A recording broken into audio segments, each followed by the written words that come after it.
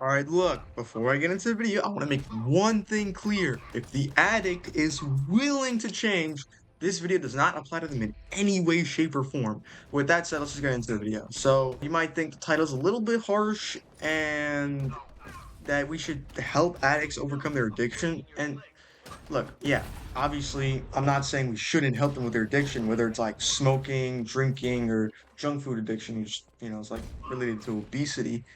But what I'm trying to say is we can't get them to be too comfortable. If we do things like let them stay in our house, be the only one working, and doing things for them, or it doesn't even have to be like those things. It could be like other things too that just puts them in like the safe zone, the comfort zone. It gets dangerous. And you're probably thinking like, how does that get dangerous? Why would an addict not change if they're in the safe zone? If they're allowed to be comfortable, even when they're still addicted, they're not gonna think to themselves like, maybe I should change. No, instead they're gonna think, oh, I can get away with not quitting because I can live in this house and not have to worry about getting a job and just lie about quitting, but I won't really quit and I can just get away with my addiction.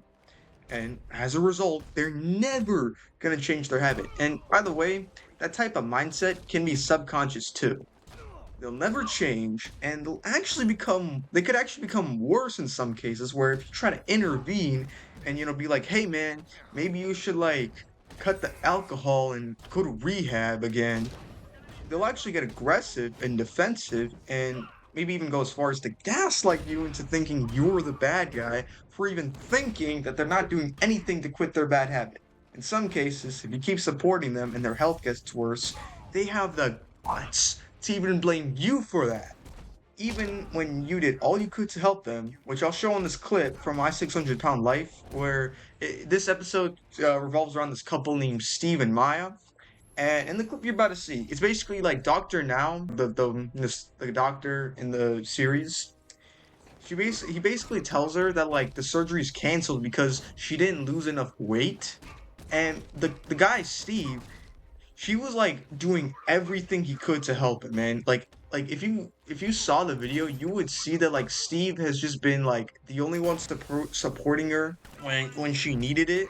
Like he would do things like put on her clothes and just help her with her daily needs and a lot of stuff, honestly. Like you could argue that he essentially sacrificed his entire life just to help her lose weight up until that moment. And when the doctor gives her the bad news, she has this to say to him. So at this time, I'm canceling your weight loss surgery. This is your fault. I hate you. I hate you for doing this to me, Christian. Oh, you're costing me my weight loss surgery and you're ruining everything. With Christian, he doesn't know when I go to get food because I get dressed to go out and I tell him it's for errands. But it's a lie because the only thing I'm going to do is eat. Can I get 2 sausage burritos, a bacon, egg, and cheese, and a sausage muffin with egg? I'll go to 2, 3, 4 places. I'm worried about what Christian would think of me if he knew how much I actually ate. So she's gonna have guts to say that it's Christian's fault. I don't know why I said Steve. My bad. I was talking about someone else. She'll have the guts to say that to him when she openly admits to lying and eating more food behind his back. So like even if like he sacrificed his life for her, but it didn't matter because she was still addicted and she didn't even lose weight. And she actually quit her weight loss program. I don't know what her state is now, but I'm gonna assume that she's still the same weight, if not bigger.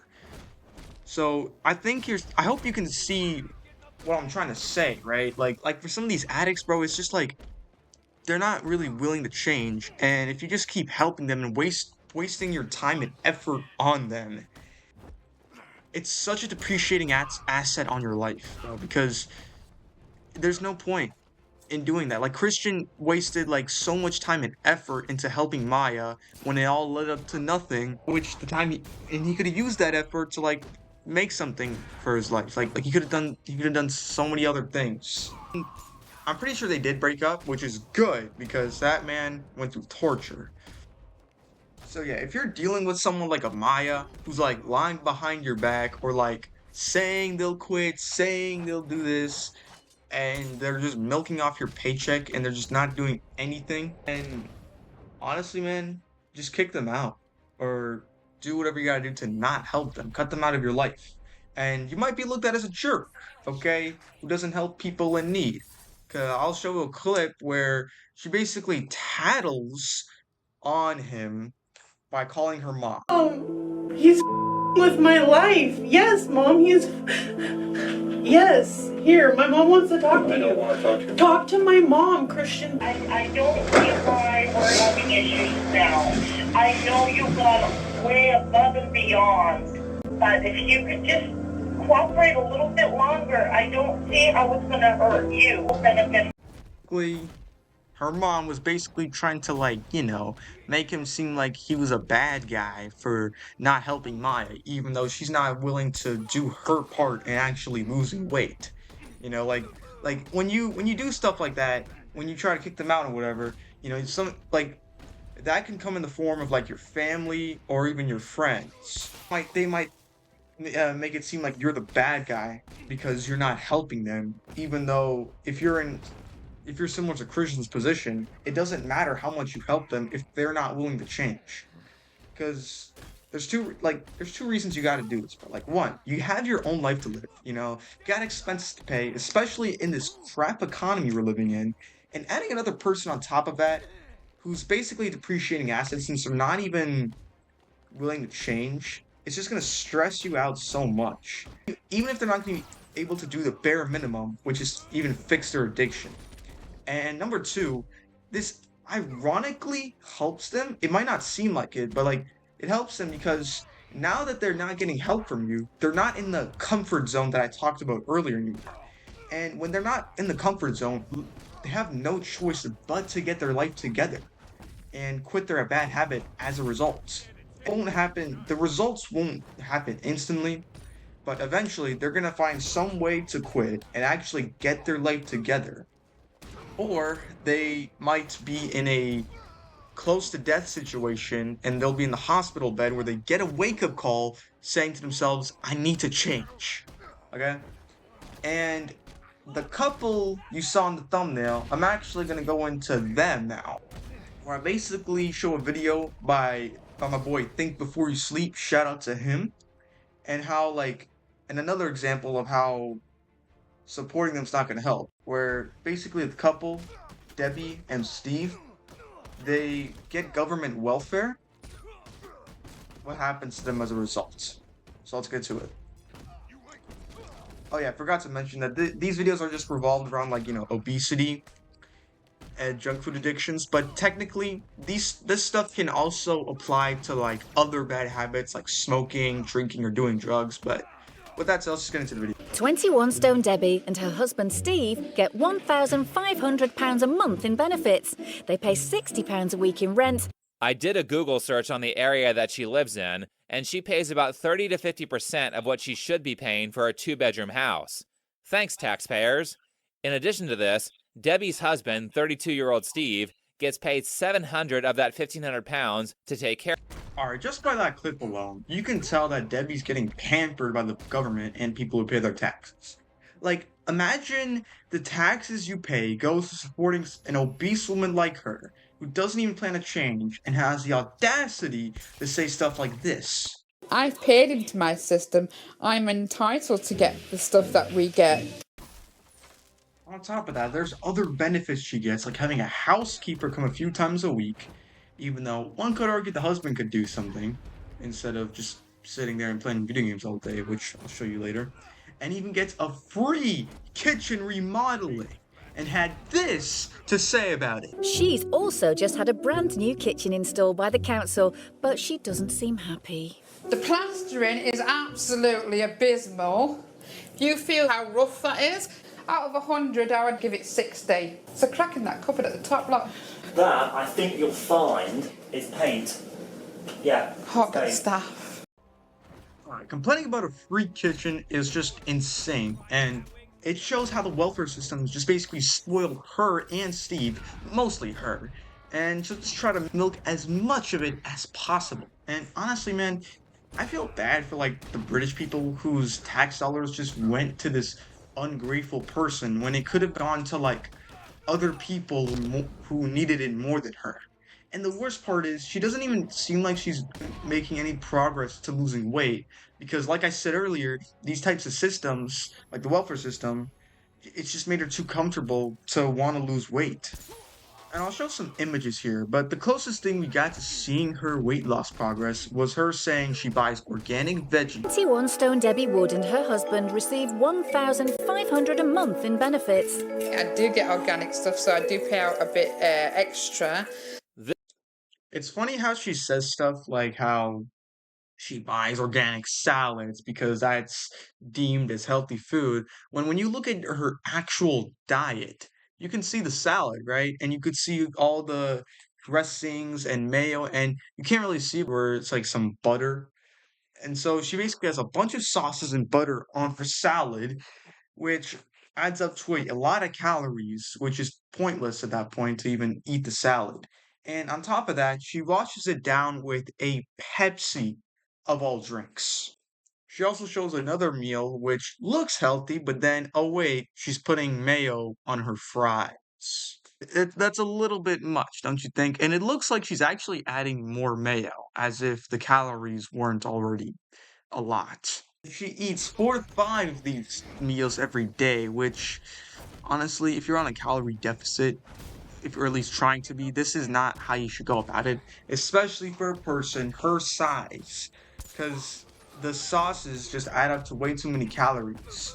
So you're not gonna even be losing weight through this diet. She's probably faking this. Her diet might not even be like this. It could probably be like mostly junk.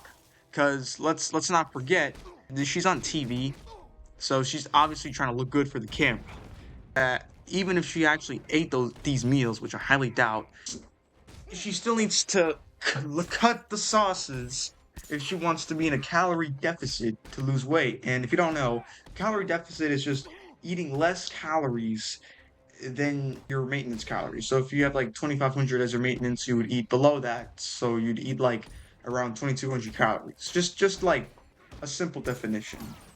Obviously, she also needs to do some exercise to lose weight, and it doesn't take a fitness expert to tell you that she does zero exercise. Like, literally, all she does is lay down and play on her Xbox. And she'll even have this to say about her sedentary life. I'm probably going to have a bit of a nap at the moment because I'm really tired. This has been a long day for me. I'm feeling a bit drained, and then I'll probably go do some gaming and maybe have a sip of cider if I may feel up to it. Wow. Keep in mind, all she does is just lay on her bed and play video games all day, and she gets tired just from that. She doesn't even have a job or anything like that. And honestly, we can just pin this on the government welfare just for allowing her to do these things. If she wasn't getting benefits from the government, she would be left with no choice but to actually lose weight and, make a change and actually go back to work. Or she might get hospitalized and then get a wake-up call to, lose weight. I don't know why I said hospitalized like that. That's a bad thing. You might be wondering why her husband, Steve, isn't working. Well, he actually does have a degree. What holds him back is actually Debbie, because Debbie fears him looking at other women, and so that prevents him from actually getting work, which is bad because he needs to get a job. Like he can't just be sitting laying down playing video games with Debbie. Like he's not gonna grow and make money doing that. But I'll show you the clip. Me getting a job in the future is something I've thought about, but with her mental condition, me getting a job, would she be wondering what I'm up to 24/7? Of She doesn't want him to get a job because she fears that he'll find someone more attractive than her, which he can do pretty easily. Because let's be honest, she's not really attractive. Think before you sleep mention this, which I agree with, is I didn't really show this to save time, but she does sort of abuse him and controls him on top of, the not letting him work. And if he goes to work and talks about his wife to his coworkers, they'll, point out like, hey, your wife's kind of being abusive. You should low-key leave her. And then he'll leave her and then she'll have little to no help. It's like one of the ways she abuses her husband. But I hope you're getting my point here, is that, abusing the government welfare is not gonna lead to their growth at all. And I think this and Maya's scenario, where like how she was acting like a total turd, is are good examples of why you shouldn't support addicts. Like, look, if they're willing to change, then help them by all means. Like, if they're actually putting in effort, then that's fine. If they like relapse, a few times, that's completely normal because relapse is actually a part of the process when you're trying to like quit an addiction. So like if they go 1 week without drinking, but then like the next week, they drink for 4 to 5 days, maybe even a week. Like don't just like kick them out. Like, oh, you drank once, you're out of here, get out of my house. Like, no, don't do that. Like it's normal. Like if they get back on track after that relapse, then it's fine. But if they're gonna act like Debbie or act like Maya and not be willing to put in the work to fix themselves, and they just get too comfortable in their situation, don't waste your time on helping those kinds of people, even if they're your friends or your loved ones. And you might be looked at as a jerk, but you got your own life to worry about. All right, man? Hey, I hope you enjoyed this video. Comment down below what you thought about it and whether you agree with me or not. I'd love to have a discussion with you guys. I've been seeing you guys comment down below my other videos, and I've been loving the discussions I've had, so I want to continue that. But with that said, I'm going to head out. Average Kid out.